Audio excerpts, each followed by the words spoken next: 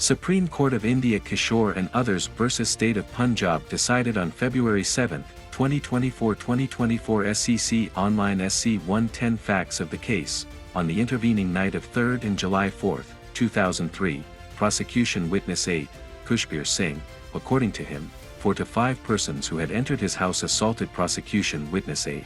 Prosecution witness 9 and her husband Satbir Singh.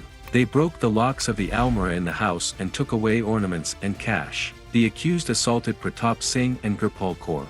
Both of them were injured and succumbed to injuries in the hospital. 5 accused face trial for the offences punishable under Section 148/460/149/302 of the IPC. All the 5 accused were convicted. High Court acquitted the accused number 1 Raka and the accused number 4 Lakan. Conviction of the accused numbers 2, 3 and 5, Kishore, Bala, and Banaras was confirmed.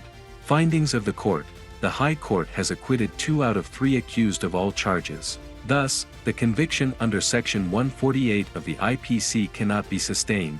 Even the conviction for the offences under Sections 460 and 302 with the aid of Section 149 of the IPC cannot be upheld, as there was no unlawful assembly. Prosecution witness 8 stated that around 3 to 4 a.m. he heard the cries of his nieces.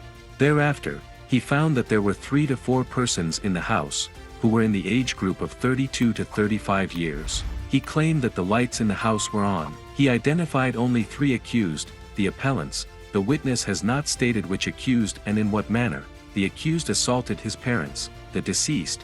There is only one vague statement that when the deceased challenged them, the accused caused injuries to them. Thereafter, he stated that they demanded keys to open the cupboard. Later the accused walked away with cash and ornaments. Prosecution witness 9, Narinder Kaur, stated that around 2 to 3 a.m. she heard the cries of her family members. She stated that she received injuries from accused number 2 Kishore, appellant number 1, and she became unconscious. After pointing out to accused number 5 Banaras, appellant number 3, she stated that he caused injuries to her husband Satbir Singh, but she has not stated anything about the weapon of assault used by them for assault. Then, she described the ornaments which were taken by the accused. Thus, prosecution witness 9 has not even stated that she had seen any of the accused assaulting the deceased.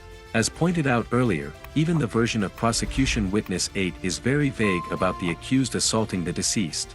Another important aspect is that prosecution witness 8 stated that he was awakened due to the cries of his nieces, Lovepreet Kaur and Amritpal Kaur. The prosecution has not examined Lovepreet Kaur. Similarly, Satbir Singh, husband of prosecution witness 9, who was the injured witness, has not been examined. Therefore, it is not possible to uphold the conviction for the offence punishable under Section 302 of the IPC.